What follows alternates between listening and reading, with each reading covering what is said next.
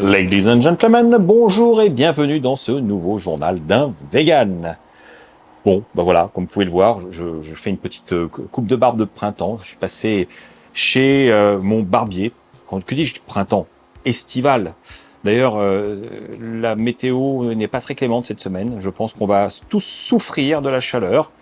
Mais ça, c'est une autre histoire. En tout cas, j'ai pas mal de petits sujets à vous présenter cette semaine et on commence sans plus attendre. Alors que nous étions partis faire des courses, à un moment, Laurent me dit « Ah, attends, on va aller voir dans ce magasin, passer devant un Auchan, voir s'il y a les nouveaux Magnum vegan. » Et là, je me suis senti un peu bête, je me dis « Mais quel nouveau Magnum vegan? Je ne suis pas au courant. » Eh ben oui, j'avais raté la publication de Accidentellement Vegan sur Instagram. Je ne l'ai pas vu. Mais Laura l'avait vu. Donc, elle voulait absolument trouver ça. C'était donc vrai, il existe bien une nouvelle variété de Magnum Vegan nommée Chill. Et en fait, c'est Blueberry Cookie, le parfum. J'avoue que je trouve ça original, mais que ça me fait pas particulièrement rêver à la base. Mais je suis curieux, parce que ça a l'air sympa sur l'idée. Alors, voyons ça. Et je vais voir s'il est recouvert. Normalement, il est recouvert de petits morceaux de quelque chose. Même a priori, c'est les petits morceaux du fameux cookie qui est annoncé, puisque la glace a un cœur de sorbet, en fait. Glace, sorbet et cookie. Bon. Ouais, au moins, c'est original. Moi qui me plains du conformisme habituel. Et le voici. Bon, il est un petit peu cassé dans sa boîte. Mais vous voyez, il y a des petits morceaux à la surface. Et sans plus attendre, mordons là-dedans.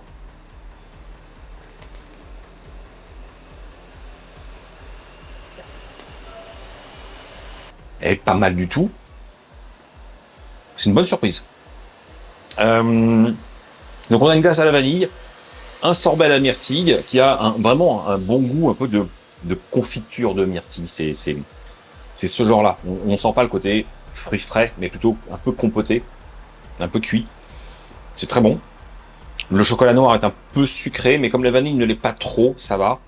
Et alors les petits morceaux de cookies en éclat à la surface, c'est bien vu. C'est bien vu. Bon bah du coup je suis content. C'est vrai, depuis un certain temps je vous parle très souvent de glace, mais en même temps on est en pleine saison et c'est le moment de découvrir de nouvelles alternatives où on va peut-être prendre un peu de plaisir et sortir un peu des sentiers battus.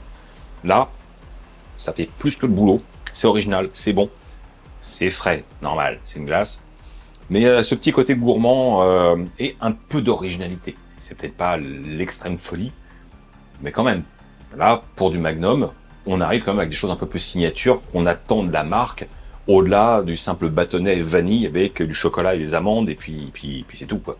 Bon, du coup, je suis curieux, est-ce que vous connaissiez ce nouveau Magnum? Est-ce que vous l'avez goûté? Est-ce que vous l'avez aimé? J'attends votre avis dans les commentaires. Bon, à force, vous connaissez mon attrait pour tout ce qui est séries asiatiques et principalement coréennes. Et ça fait un sacré bout de temps que je vous ai épargné parce que j'avais trouvé d'autres choses plutôt intéressantes à partager avec vous. Sauf que là, je ne peux pas résister. Alors pas du tout. Il s'agit d'une série qui s'appelle The 8 Show. Et si vous avez aimé Squid Games, vous pourriez apprécier cette série là aussi. Ce que je veux dire par là, c'est que c'est une série qui reprend des concepts un petit peu en commun, même si tout est totalement différent. Déjà, on se retrouve avec 8 candidats à une sorte d'émission mystérieuse où ils vont gagner énormément d'argent toutes les minutes. Et le but du jeu pour eux, c'est de rester le plus longtemps dans le show. Donc on a un côté un petit peu télé-réalité, qui n'en est pas forcément qu'une, mais comme toujours, je peux pas tout vous révéler. Mais voilà, on va avoir donc 8 personnes avec des caractères très distincts qui vont se retrouver dans une sorte de décor avec un faux immeuble avec 8 étages. Et chacun a tiré une carte pour déterminer à quel étage il va se trouver. Enfin, quand je dis tirer, ils choisissent, mais ils savent pas à quoi ça correspond. Et tout ça va déterminer pas mal de choses par la suite, vous le découvrirez. C'est un jeu qui est particulièrement cruel, tordu, et là où il y a une grosse différence avec du Squid Game, c'est bien qu'il y ait une pression psychologique intense et des stratégies qui se font entre les candidats, il y a une règle, c'est que si quelqu'un meurt, le jeu s'arrête. Donc il ne faut pas tuer les gens. Et du coup, bah, il se passe des trucs. Franchement, c'est pas une grosse série. Il y a 8 épisodes. C'est pas très long non plus. On n'est pas sur du 70 minutes par épisode. Ça se regarde très facilement. C'est super prenant, simple, efficace, avec une bonne intrigue, une fin. Et personnellement, moi, je me suis régalé.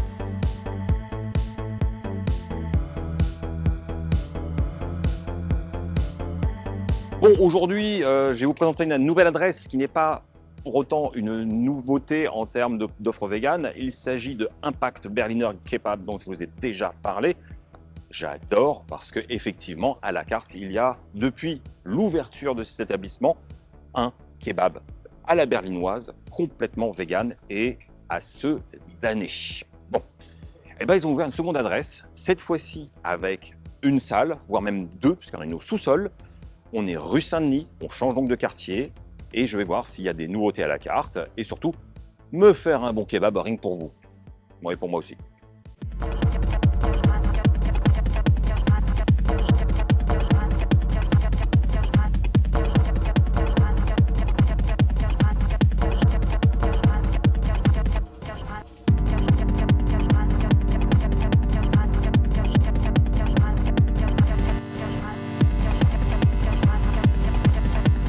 Franchement les amis, je suis super agréablement surpris de l'ambiance de cet établissement.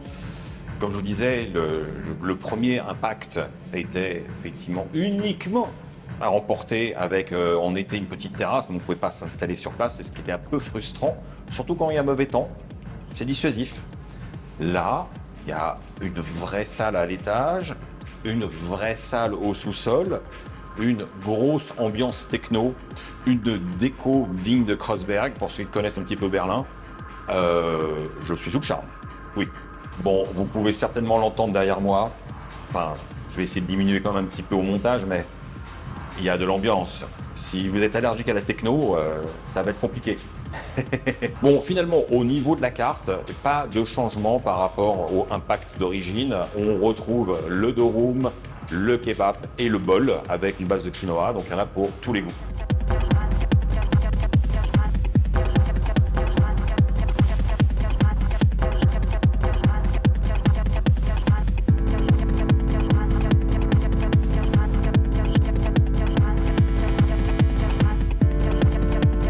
Bon, comme toujours, je vais commencer par les frites qui sont servies aussi avec quelques légumes qui sont frits.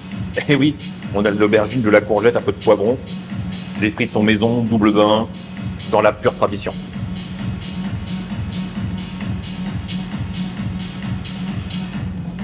J'adore. C'est hyper gourmand, efficace.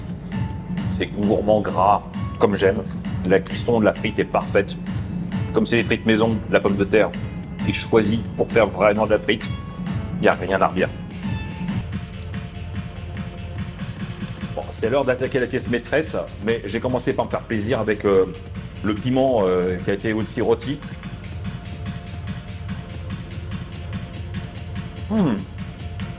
Il en voit bien. Alors oui, c'est un sandwich, mais c'est tellement généreux que mieux vaut y aller à la fourchette.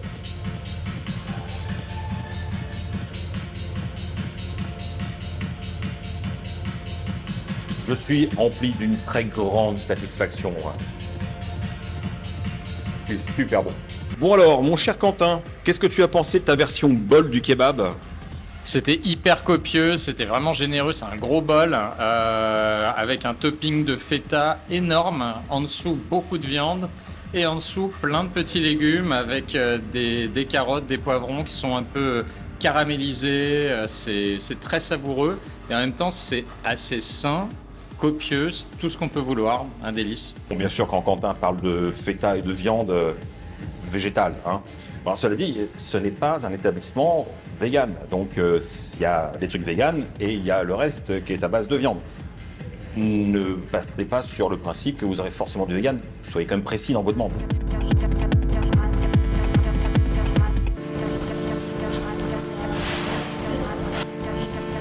Bon, eh ben, les amis, je suis sous le charme, à plein de niveaux. Déjà, à cause du kebab vegan qui est exceptionnel, mais ça, ce n'est qu'une confirmation, c'est pas une découverte. C'est le même kebab que j'ai pu découvrir sur la rue du Chemin Vert. C'est la même qualité, avec la même fraîcheur, le même soin dans le détail. Le pain est excellent, les sauces sont délicieuses et il y a la quantité en sauce, hein. Bon, il n'y a pas à dire. Les frites sont sublimes. C'est de la street, mais de la street qui a une intention, quelque chose de... qui est là pour nous faire plaisir, pas juste pour vendre un truc un peu bizarre. Au contraire, tout est excellent. J'apprécie aussi le choix de tous ces sodas qu'on trouve particulièrement en Allemagne, comme le Fritz Cola ou le Club Maté, même si je suis resté à l'eau aujourd'hui. Bref, voilà, venez rue Saint-Denis, venez vous ambiancer dans ce lieu qui est incroyable. Moi, je pense que je vais revenir très souvent, très souvent. Alors, je ne sais pas si vous m'avez connu grâce à YouTube directement, ou si c'est par le biais de mes livres, ou si c'est par Instagram à la base que vous avez eu contact avec mon travail. C'est une question que je me pose, mais c'est surtout parce que si vous m'avez connu grâce à Instagram et que vous êtes abonné à mon compte, merci à vous, vous avez certainement remarqué que au fil du temps, très honnêtement, je suis de moins en moins actif. Alors, pas complètement mort, parce que si j'ai quelque chose à publier, si j'ai un partenariat, si j'ai des stories à la cool, je le fais, mais je le fais tellement sporadiquement qu'on ne peut pas dire que je suis un actif sur Instagram. Et j'ai déjà eu l'occasion de m'exprimer là-dessus à plusieurs reprises.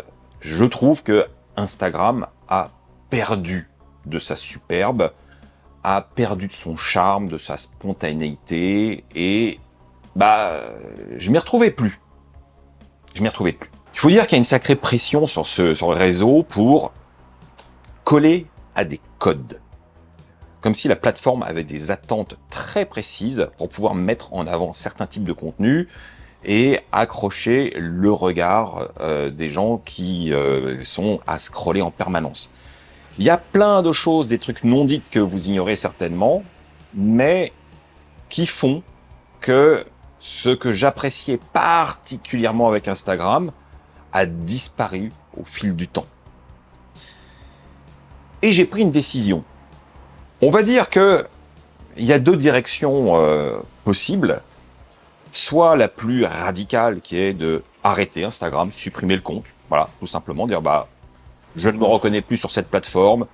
J'y vais parce que voilà. Mais bon, j'ai pas de motivation à le faire. J'ai pas envie de continuer à avoir qu'une sorte de page un peu moribonde, bien qu'il y a quand même de l'interaction et que j'y veille.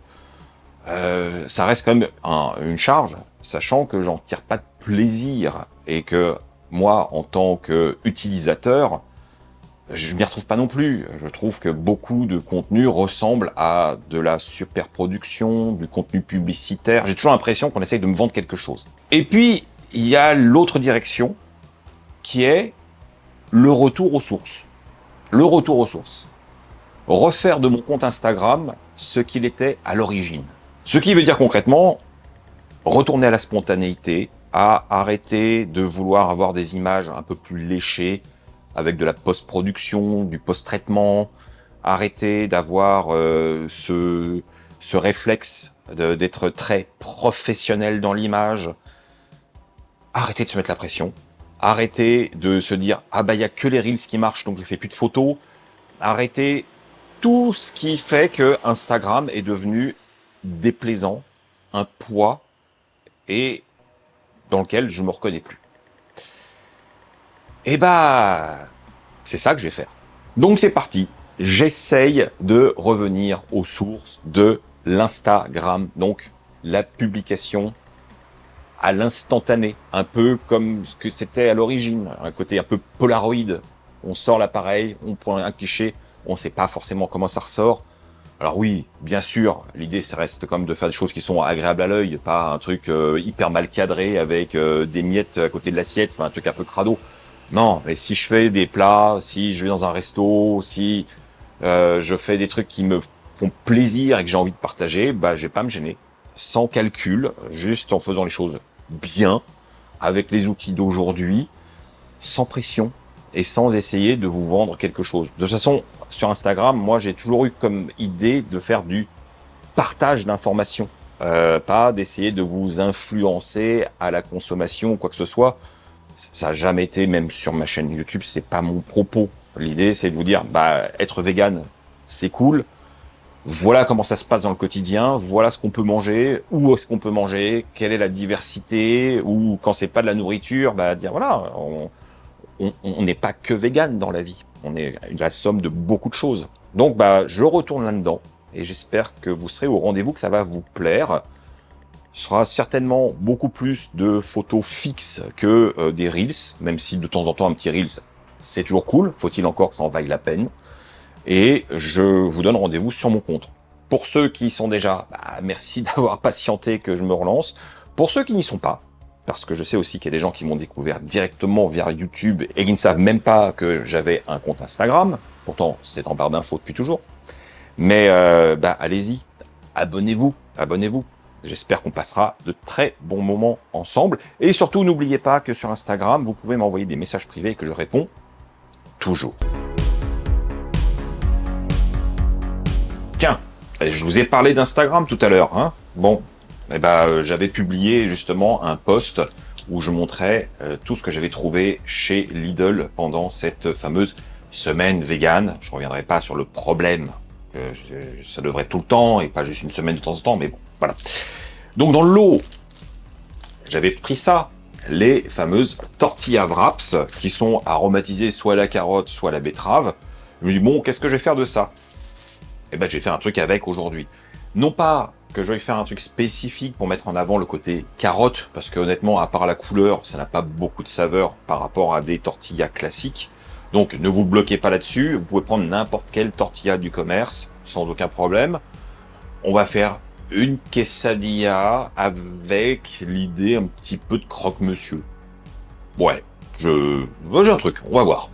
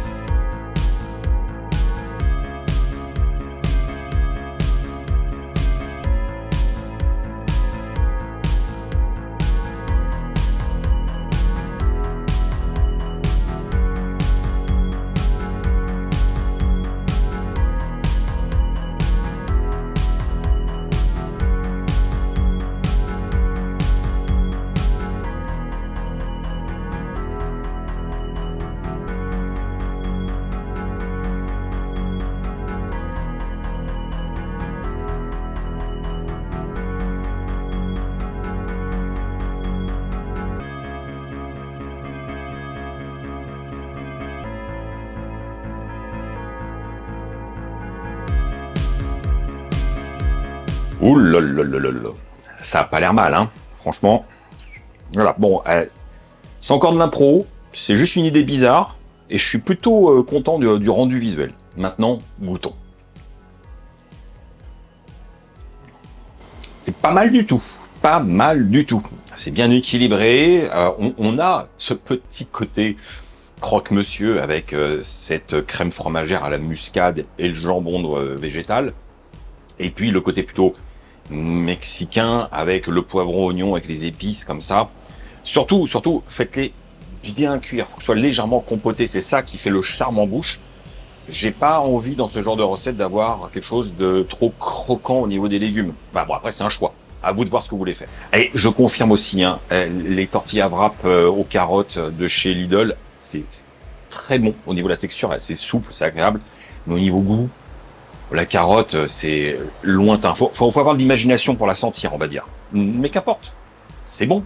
Voilà les amis, j'espère que cette petite recette improvisée vous a inspiré, que vous avez envie de la refaire chez vous.